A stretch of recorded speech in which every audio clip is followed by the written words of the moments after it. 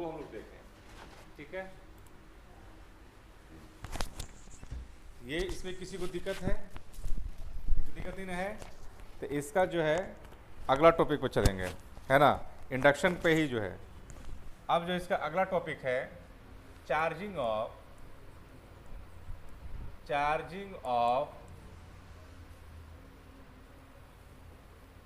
spherical conductor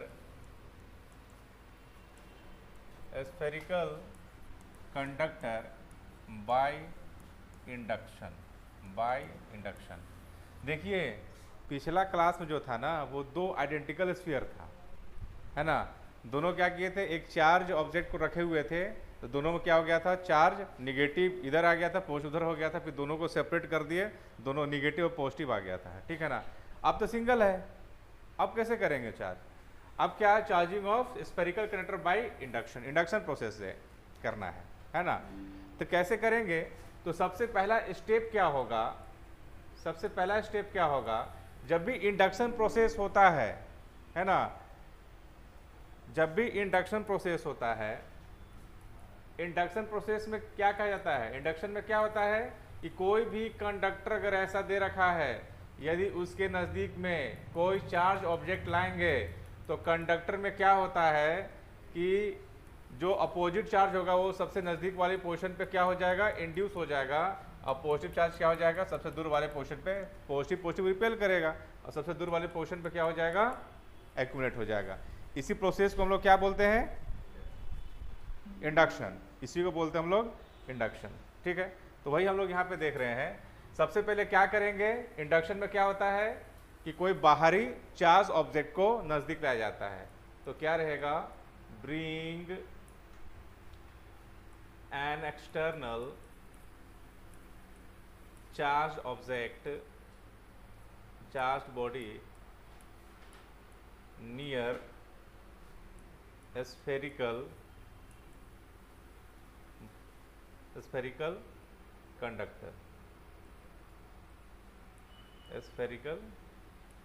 conductor, ठीक है ना। तो क्या करेंगे, जैसे मान लो कोई भी स्फेरिकल जो कंडक्टर लिए हैं वो तो न्यूट्रल है शुरुआत में, इसके नज़दीक में क्या कर दिए, इसके नज़दीक में मान लेते हैं कोई निगेटिव चार्ज ले लिया, निगेटिव चार्ज जो है ऑब्जेक्ट है इसके नज़दीक लेके आ गए।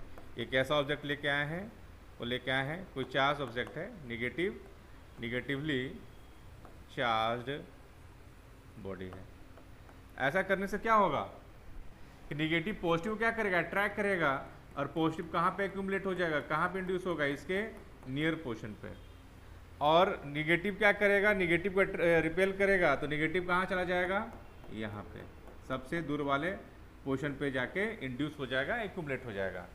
ये रहा पहला स्टेप, ठीक है ना। अब देखो दूसरा स्टेप में, स्टेप 2 में क्या करेंगे, स्टेप 2 क्या करेंगे, अब लग रहा है कि इसको अलग कर सकते हैं क्या। उसमें क्या था कि दो चार्ज ऑब्जेक्ट था, है ना, दो स्फेरिकल था, पिछले वाले में दोनों को क्या किया, सेपरेट कर दिया, इधर हो गया निगेटिव, उधर क्या हो गया, पॉजिटिव हो गया। लेकिन इसमें जो हम लोग करेंगे स्टेप 2 में, हम लोग क्या अप्लाई करेंगे, यूज अर्थिंग। क्या यूज करेंगे, अर्थिंग यूज करेंगे, यूज अर्थिंग। अर्थिंग समझ में आता है क्या होता है, क्या होता है अर्थिंग, बताओ। अभी हम YouTube पे लाइव हैं और मैसेज आ रहा है,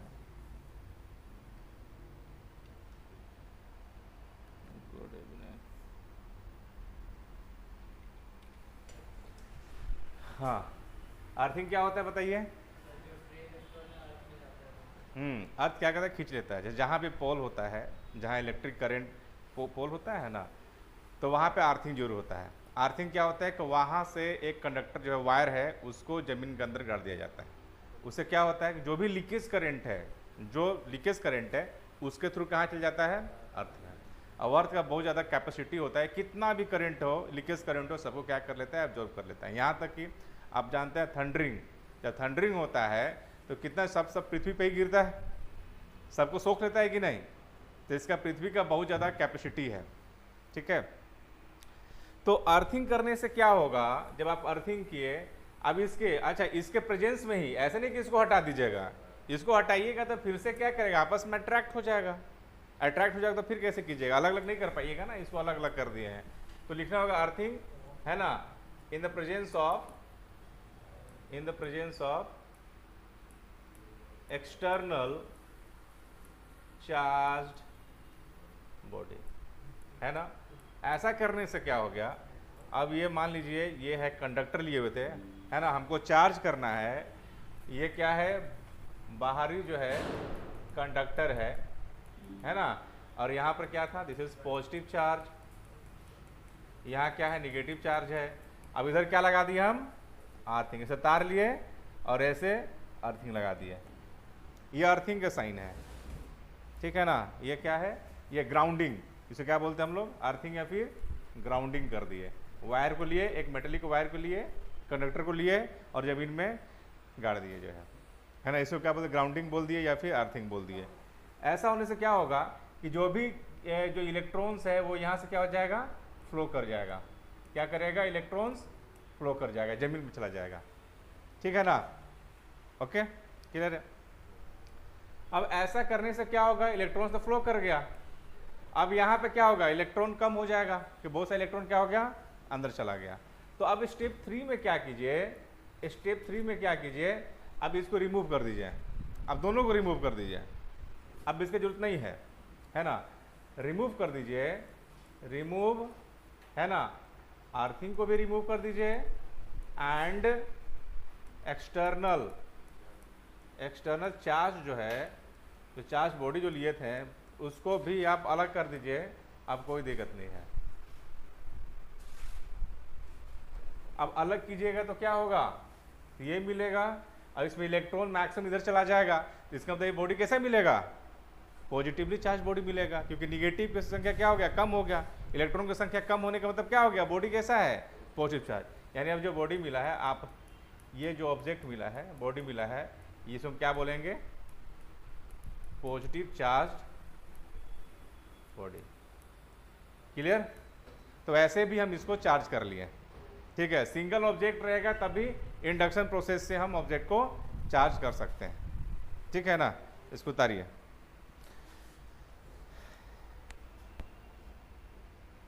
हम दे देंगे। इसके बाद जो टॉपिक है वो है गोल्ड लीफ इलेक्ट्रोस्कोप। ये स्कूल में जो है ना, ये एक्सपेरिमेंट किया जाता है, क्लास में कराया जाता होगा, है ना। होता क्या है वो हम बता देते हैं। गोल्ड लीफ इलेक्ट्रोस्कोप जो है, ये देखिए, गोल्ड लीफ इलेक्ट्रोस्कोप, समझ लीजिए, उसके बाद उतारना है ना। क्या है ना, एक ऐसा डिवाइस है जो डिटेक्ट करता है इलेक्ट्रिक चार्ज को, है ना, इलेक्ट्रिक चार्ज है कि नहीं, जो भी हम अगर चार्ज ऑब्जेक्ट है हमको चेक करना है कि वो चार्ज है कि नहीं, तो उसको जो है इस नोब के पास, मेटेलिक नोब है, इसको यहाँ पे टच कराइए, टच नहीं, यहीं पे ऐसे नज़दीक लेके आइए, है ना, मालूम चल जाएगा गोल्ड लीफ क्या है, इस टाइप से डाइवर्ज हो जाएगा, ठीक है ना। तो कैसे काम करेगा, तो देखो इसमें, इस कंस्ट्रक्शन में एक ऐसा डिवाइस है जो क्या डिटेक्ट करता है कि ऑब्जेक्ट का चार्ज है कि नहीं, है ना। It is device use to detecting an electric charge, है ना। और कितना ज़्यादा चार्ज है ना, the degree of divergence of the leaves gives a measure of the amount of charge. कितना ज़्यादा चार्ज है, अगर हाई चार्ज है, जब उसको नज़दीक लेके जाएंगे तो उतना ही ज़्यादा क्या होगा, मेटेलिक ये गोल्ड लीफ क्या होगा, डाइवर्ज करेगा, ठीक है ना। काम कैसे करेगा वो देखो, ये समझ में आ रहा है, ये ऐसे ग्लास है, ग्लास है, ये क्या है, मेटल है, ये मेटल रोड है, ये मेटल रोड जो है यहाँ पर क्या है, दो लीफ है गोल्ड का, है ना, इस टाइप से गोल्ड का लीफ होता है, ठीक है ना। पहले तो ऐसा ही रहेगा, पहले तो ऐसे रहेगा, दोनों को दोनों क्या रहेगा, ऐसे नॉर्मल फॉर्म में रहेगा, ठीक है ना, ऐसे गोल्ड लीफ है। अब ये क्या है, मेटल है, ये मेटल नोब है, ठीक है। ये क्या है, रबड़ है, रबड़ स्टॉपर है, इसके वजह से क्या है, ये यहाँ पे ऐसा स्टैंड किया हुआ है, ठीक है ना। ये ग्लास है, और ये क्या है, गोल्ड, ये क्या है, गोल्ड लीफ है। काम कैसे करेगा वो देखो, जैसे मान लो जैसे मान लो इसमें हम जो है यहाँ पे डायग्राम से देखो, रैंडम डायग्राम हम बना देते हैं ऐसा, है ना। यहाँ पे नॉब है, मेटल रॉड है ना, और यहाँ पे ऐसे लीफ दे रखा है, ऐसे लीफ है, ये गोल्ड लीफ है, गोल्ड लीफ। अब देखो मान के चलो यहाँ तो रबड़ से, ये रबड़ स्टॉपर है जिसकी वजह से ये स्टॉप किया हुआ है। मान के चलो कि हम यहाँ पे लेके चले गए कोई निगेटिव चार्ज ऑब्जेक्ट, हमने पहले मान लो कि ऐसे कोई जो है न्यूट्रल लेके गए। जब कोई न्यूट्रल ऑब्जेक्ट लेके जाएंगे तो जैसा है नॉर्मल ऐसा ही रहेगा, डाइवर्ज नहीं रहेगा, ठीक है। तो मालूम चल गया कि वो क्या है, न्यूट्रल है। यदि कोई हम चार्ज लेके चले गए, मान लो कि निगेटिव चार्ज ऑब्जेक्ट लेके चले गए, तो निगेटिव चार्ज ऑब्जेक्ट लेके चलेंगे तो क्या होगा, पॉजिटिव इधर तुरंत ये निगेटिव रहेगा, है ना। तो पॉजिटिव सॉरी निगेटिव रहेगा, तो निगेटिव को क्या करेगा, रिपेल करेगा, पॉजिटिव को अट्रैक्ट करेगा। तो निगेटिव जो चार्ज होगा वो स्पीड में कहाँ भागना स्टार्ट करेगा, नीचे, और ये निगेटिव इसमें चला जाएगा और निगेटिव कुछ इसमें आ जाएगा। अब ये निगेटिव आपस में क्या करेगा, रिपेल करेगा, तो दोनों डाइवर्ज हो जाएगा। दोनों कैसे हो जाएगा, ऐसे डाइवर्ज हो जाएगा, है ना। ये एक्सपेरिमेंट है, यूट्यूब में देख लोगे, जैसे मारोगे ना, जैसे वो टच कराएगा तुरंत जो है ये ऐसे जो है डाइवर्ज हो जाएगा। जितना ज़्यादा ये इसका जो है ना वैल्यू होगा, जितना ज़्यादा नेगेटिव चार्ज होगा उतना ज़्यादा क्या होगा, डाइवर्जेंस होगा। अगर थोड़ा सा चार्ज होगा तो क्या होगा, थोड़ा सा ही ऐसे रहेगा, थोड़ा सा ही डाइवर्ज होगा। समझ में आ रहा है। तो जैसे ही, तो अगर ये डाइवर्ज हुआ तो क्या मालूम चल गया कि जो हम लिए हैं ऑब्जेक्ट वो कैसा है, चार्ज ऑब्जेक्ट। क्लियर है ना। तो ऐसा ही काम करेगा। तो ये जो है यहाँ पे लिखा गया है, यहाँ पे लिखा गया है, जो हम बोले हैं वो सारा चीज़ है, लिख लो अब, ठीक है ना। जितना हम बताए, ये जो रॉड है, मेटल रॉड है, ग्लास है, consist of vertical conducting rod passing through रबड़ स्टॉपर से पास होता है, fitted in the mouth fit किया गया of a glass vessel.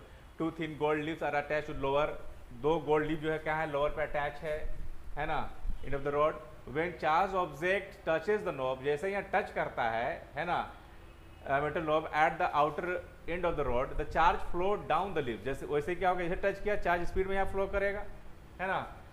The leave diverge due to repulsion, जैसे निगेटिव किया तो निगेटिव की वजह से रिपल्सन से क्या हो गया, ये डाइवर्ज हो गया, ठीक है ना। Of the like charge they have received. The degree of divergence of the leaves gives a measure of the amount of charge. जितना ज्यादा जो है चार्ज होगा उतने ज्यादा क्या होगा, इसमें डाइवर्जेंस होगा। अब हम लोग पढ़ेंगे कूलम्स लॉ, है ना। हम लोग पढ़ेंगे Coulomb's law.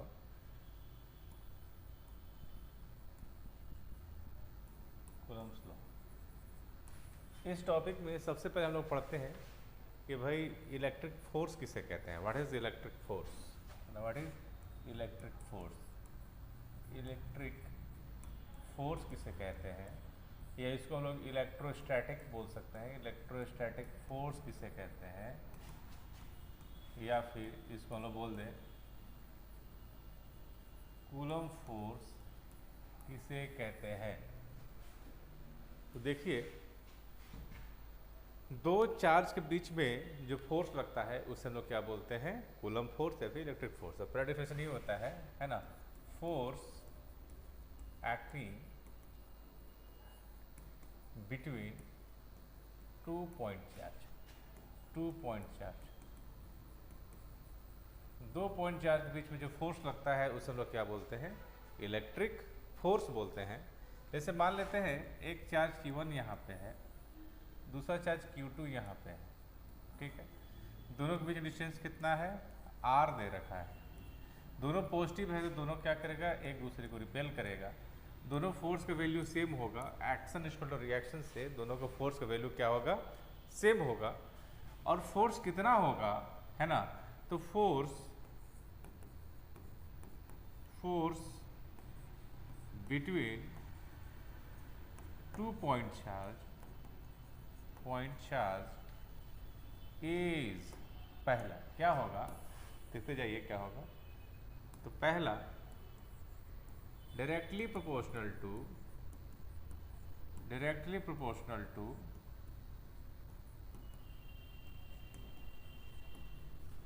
Magnitude of charge, है ना, चार्ज के मैग्नीट्यूड बराबर होगा। मतलब force is proportional to Q1 charge and also proportional to Q2 charge. जितना ज़्यादा जो है फोर्स का वैल्यू होगा, मैग्नीट्यूड होगा, उतना ही ज़्यादा क्या होगा, फोर्स का इम्पैक्ट होगा। मतलब force is directly proportional to Q charge, Q1 Q charge. मतलब Q बढ़ा तो फोर्स बढ़ा, Q घटा तो फोर्स भी घट जाएगा, ऐसा होता है, ठीक है ना। और दूसरा क्या हो जाएगा, दूसरा क्या हो जाएगा, inversely proportional to, inversely proportional to, inversely proportional to square of distance, square of distance between two charge. दो चार्ज के बीच डिस्टेंस है वो इन्वर्सली होता है। जितना नज़दीक रखेंगे, जितना नज़दीक रखेंगे फोर्स उतना ही ज़्यादा लगेगा, दूर रखेंगे तो फोर्स का इम्पैक्ट कम हो जाएगा। यानी R ज़्यादा होगा तो फोर्स कम होगा, अगर R कम होगा तो फोर्स का वैल्यू ज़्यादा होगा। बात समझ में आ रहा है? ये है। यदि हम इसको तीनों इक्वेशन को मिला दें, 1 2 3, तीनों इक्वेशन को मिला दें तो क्या पाएंगे तीनों इक्वेशन यदि हम मिला दें तो फोर्स इज प्रोपोर्शनल टू हो जाएगा Q1 Q2 बटा R स्क्वायर। दिस इज, यानी फोर्स इज क्या है, directly proportional to product of charge, directly proportional to product of charge and inversely proportional to square of distance. जैसे ही proportional sign हटेगा constant term आता है K Q1 Q2 बटा R square, ये हो जाता है फोर्स का फॉर्मूला, फोर्स का फॉर्मूला होगा।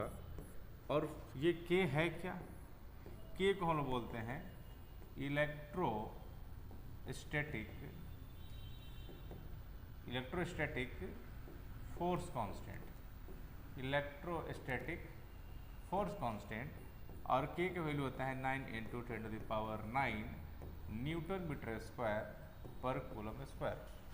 अच्छा, K का वैल्यू इतना आया कैसे, एक्चुअली प्रोपोर्शनल साइन हटाए थे तो कांस्टेंट टर्म जो आया था वो आया था 1/4πε0, जिसको हम लोग K मान लेते हैं। क्या मान लेते हैं, K मान लेते हैं, ठीक है ना, K मान लेते हैं। यानी ये K है क्या, K होता है 1/4πε0 होता है ना। और ε0 है क्या, ये है परमिटिविटी। ये क्या है, परमिटिविटी इन फ्री स्पेस। क्या है, परमिटिविटी इन फ्री स्पेस होता है, परमिटिविटी इन फ्री स्पेस, है ना। और इसका जो वैल्यू है वो कितना होता है, 8.85 10⁻⁻12 इतना होता है। जब इसको आप यहाँ पर पुट कीजिएगा ना तो आ जाएगा वैल्यू 1/4, पाई का वैल्यू कितना है 3.14, और एप्सिलॉन का वैल्यू कितना है 8.85 10⁻⁻12। सॉल्व करेंगे तो 9 × 10⁹ आ जाता है। तो यहाँ से वैल्यू जो है आता है। अभी परमिटिविटी है क्या, व्हाट इज परमिटिविटी, परमिटिविटी है क्या, परमिटिविटी एक्चुअली होता क्या है, ये मीडियम के प्रॉपर्टी है ना। तो it is property of any medium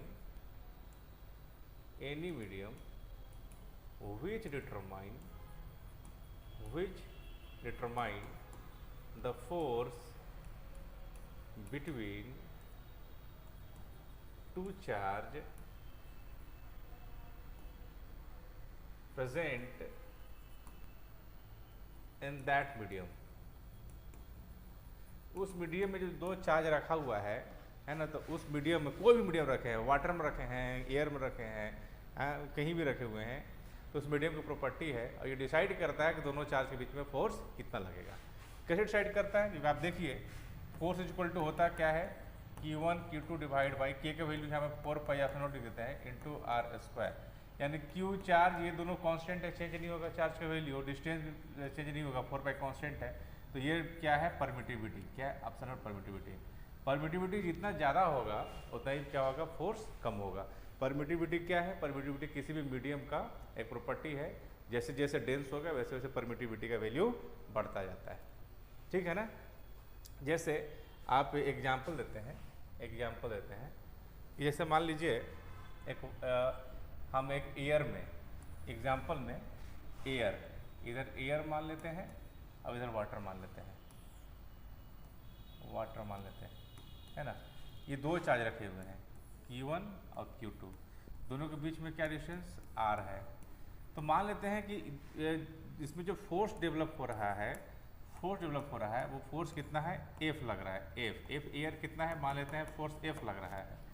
वही सेम चार्ज को यदि उन्हें वाटर में रख दिया जाए, Q1 Q2 जो है यदि वाटर में रख दिया जाए सेम डिस्टेंस पे, तो इसमें F वाटर डाल देने की वजह से इसमें फोर्स क्या है, 1 है ना 80 हो जाता है, 80 गुना किया जाता है, फोर्स कम हो जाता है। क्यों कम हो जाता है, क्योंकि वाटर का जो ये जो वाटर डाले हैं ना, वाटर का जो परमिटिविटी है ना, वो ज़्यादा होता है, ई वाटर परमिटिविटी ऑफ वाटर, ये क्या है 80 गुना ज़्यादा होता है किससे, एयर का। एयर में हम लोग ऑप्शन नोट मान लेते हैं, ऑप्शन नोट।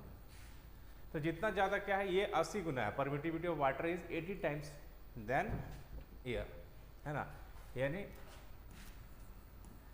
absolute permittivity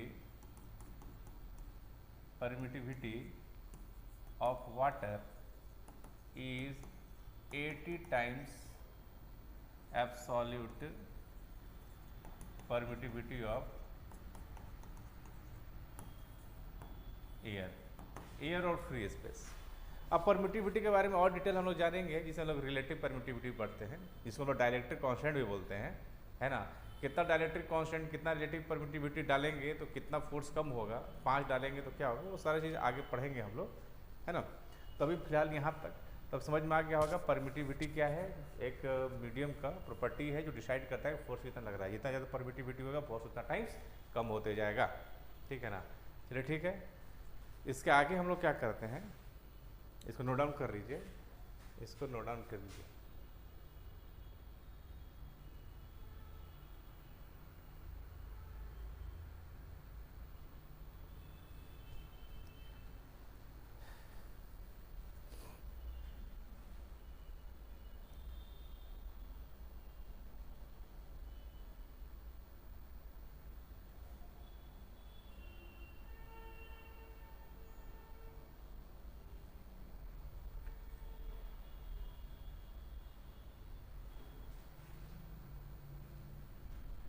ठीक है, चलिए इसके बाद हम लोग देखें कि दो चार्ज के बीच में फोर्स कितना लगता है, के Q1 Q2 बटा आर स्क्वायर, है ना, ये फोर्स लगता है। सबसे पहले देखते हैं के का, यदि क्वेश्चन यदि पूछे find SI unit and dimension of, पहला आप निकालिए electrostatic force constant, electrostatic force constant. दूसरा आप निकालिए परमिटिविटी इन फ्री स्पेस, है ना। जैसे के का निकालना है और ऑप्शन नोट को निकालना है, तो कैसे निकालिएगा, ऐसे निकालिएगा। तो देखिए पहला हम लोग जानते हैं कि जो फोर्स होता है वो होता है के Q1 Q2 बटा आर स्क्वायर। यदि हमको के का निकालना है तो क्रॉस मल्टीप्लाई करेंगे तो F R square divide by Q1 into Q2, है ना। अब के का हमको अगर SI यूनिट चाहिए तो क्या करेंगे, फोर्स का होता है न्यूटन, डिस्टेंस का स्क्वायर है metre square, charge into charge coulomb square, तो ये मिल गया न्यूटन मीटर स्क्वायर पर कूलम स्क्वायर। वहीं यदि इसका हमको डायमेंशन के का क्या चाहिए, डायमेंशन चाहिए, तो फोर्स का डायमेंशन जानते हैं क्या होता है, MLT-2 डिस्टेंस का स्क्वायर यानी एल स्क्वायर, नीचे चार्ज है यानी 80, दो चार्ज है तो दो बार 80 हो गया, ऐसा कर देंगे। अब इसको सोल्व करेंगे, ML3T-4 A-2, ऐसा हो गया, है ना, ऐसा हो गया। ये हो गया के बारे में। यदि हमको अपसरण नोट के बारे में निकालना है, अपसरण नोट के बारे में निकालना है, दूसरा है अपसरण नोट, तो अपसरण नोट क्या होगा, के इक्वल टू क्या होता है 1/4 पाई अपसरण नोट, और अपसरण नोट क्या होता है 1/4 पाई के, यानी क्या होगा, के का उल्टा होगा। यानी अप्सर नोट का यदि हमको करना होगा एसआई नोट लिखना होगा अप्सर नोट का, तो जो के 1/k है 4 पाई का तो होता नहीं है, तो जो एसआई नोट का ये होगा उसको उल्टा कर देंगे, coulomb square divide by newton metre square. वही इसका डायमेंशन यदि लिखना होगा, यही डायमेंशन लिखा तो इसको उल्टा कर देंगे, मिल जाएगा a-1 l-3 t4 a square, ऐसा कर देंगे। ठीक है ना, ये समझ में आ गया। चलिए एक क्वेश्चन और चलते हैं, उसके बाद छोड़ देंगे, फिर अगला क्लास में लाइव हो गया हम। इसको उतार लीजिए।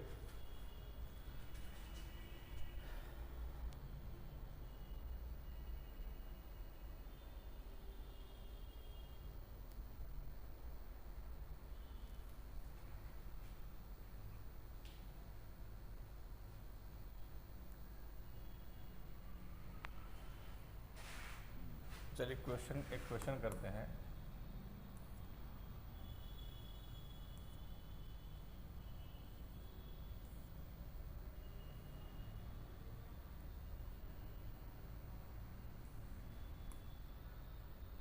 इसको सॉल्व कीजिए। Calculate coulomb force between two alpha particles separated by of distance of this, इतना नजर रखेगा। दो अल्फा पार्टिकल है, एक क्यू अल्फा है, एक और क्यू अल्फा है, दो क्यू अल्फा है, दोनों के बीच का सेपरेशन कितना दे रखा है 3.2 फर्मी मीटर या फिर 10⁻⁻15 मीटर, इतना दे रखा है। ठीक है ना, आपको दोनों के बीच में फोर्स निकालना है। तो आप क्यू अल्फा जानते हैं, है ना। अल्फा पार्टिकल है क्या, अल्फा पार्टिकल है क्या, अल्फा पार्टिकल हीलियम +2 आयन को बोलते हैं। ये क्लास में लेक्चर 1 में लिखवा दिए हैं कि वो जो चार्ज होता है +2 चार्ज होता है ना, +2 ई चार्ज हो जाएगा, यानी चार्ज कितना हो जाता है 3.2 10⁻⁻19 कूलम्ब, इतना चार्ज होता है। तो हम यहाँ पर फोर्स लिख देते हैं, फोर्स क्या हो जाएगा कि Q1 क्यू अल्फा है, ये भी क्यू अल्फा है, डिवाइड बाई डिस्टेंस का स्क्वायर। के का वैल्यू 9 × 10⁻9, क्यू अल्फा है 3.2 10⁻⁻19, ये भी हो जाएगा 3.2 10⁻⁻19। नीचे है फर्मी 3.2 10⁻⁻15, आर स्क्वायर है तो इसको भी दो बार हम लोग लिखते हैं ऐसा। ये और ये कट गया तो क्या मिला 9 10⁻9, ये दोनों मल्टीप्लाई -38, ये 30 ऊपर +30 हो गया तो 39 + 38 यानी हो जाएगा 90 न्यूटन। Answer is 90 Newton. चलिए अगला क्लास में देखते हैं, इसके बाद बहुत सारा न्यूमेरिकल लगेगा अगला क्लास में। Thank you.